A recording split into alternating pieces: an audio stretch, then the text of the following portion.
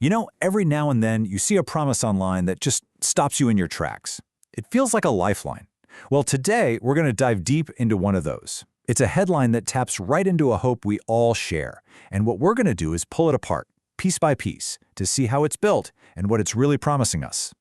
Just look at that. How to escape poverty this year. I mean, wow, that's not a suggestion, right? That is a bold declaration. It is packed with hope. And you can just imagine, if you're feeling stuck, this doesn't just sound good, it sounds like everything. It's promising a total 180-degree transformation. So, right up front, our goal here isn't to solve poverty. That's a huge topic. Instead, what we're going to do is build a kind of mental toolkit for ourselves. And we're going to do it by getting really granular, looking at the specific words in this promise. So let's kick things off with the solution it hints at. All right, so here we go. Part 1. We're looking at what the source material calls the blueprint. And I want to focus on that word specifically, blueprint, because that word choice, it's doing a lot of work here. Yeah, see, using the word blueprint is not an accident. It's chosen very carefully to shape how we think about this. The second you hear blueprint, your brain immediately jumps to something solid, something proven, almost like a scientific formula for success, you know? I mean, think about what a blueprint actually is. It's a precise, technical drawing for, say, building a house. It means there is one right way to do things. You follow the instructions to the letter, and poof, you get a house. It implies a guarantee, but it also implies zero room for error, no wiggle room for life to happen. And this is where we start to see the first little cracks in this big promise. A blueprint is rigid. It's one size fits all. But life, and especially our financial lives, man, that's anything but rigid. It's messy. It's adaptable. It requires a strategy, not a blueprint. Because a strategy can change when things go wrong. A blueprint just assumes everything will go right. So it really makes you wonder, right? Can a problem as messy and human as this really have a single perfect blueprint? Okay, so the solution is presented as this rigid blueprint. Now let's dig into the action at the very heart of the promise, this idea of escaping. And again, that word is so deliberate. Just take a second and think about the mental image that word escaping creates. What does it feel like to escape something? And what does that imply about the thing you're escaping from? So, yeah, let's just pause on that for a second. When you say someone needs to escape poverty, you're not just describing a situation. You're framing it in a really specific way. You're telling a story about what it is. And here's the core of that story.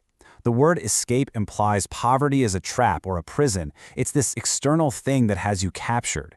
And if it's a prison, then the solution is this individual heroic breakout.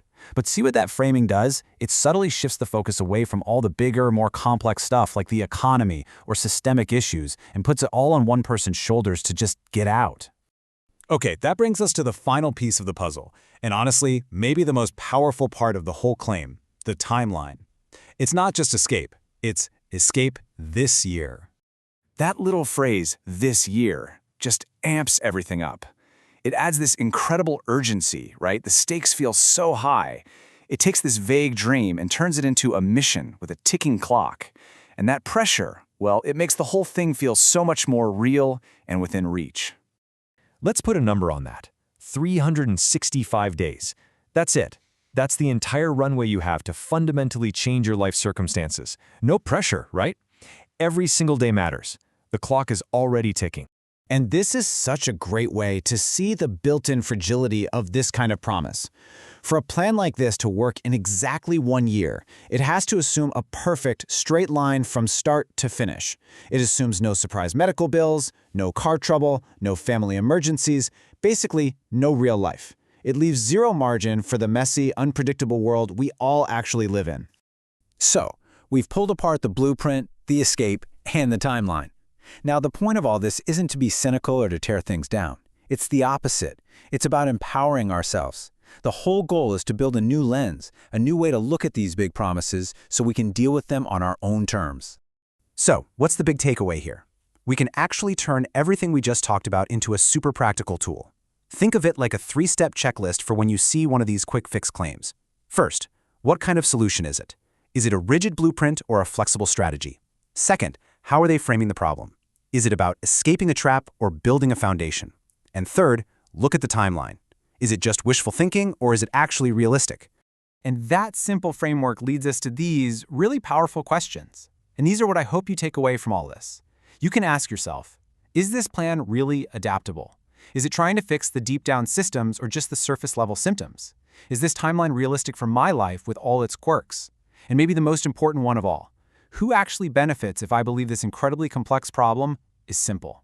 And in the end, that's where this all leads.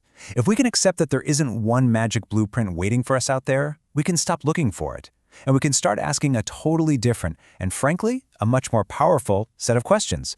Not the ones that promise a quick fix, but the ones that help us begin the real, messy, important work of building our own path forward, one that's actually ours.